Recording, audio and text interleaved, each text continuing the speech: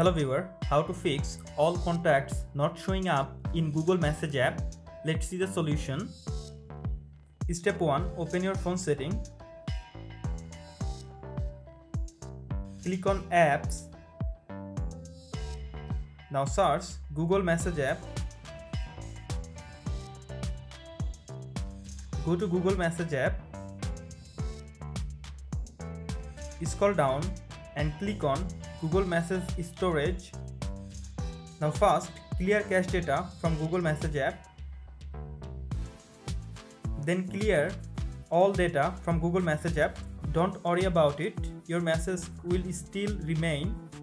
Now go to your home screen. Open Google Play Store. Tap on search icon. Now search Google Contact.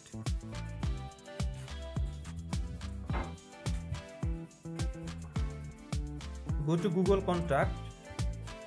Now install Google Contact app. Please wait until installation process completed. Now open Contact app.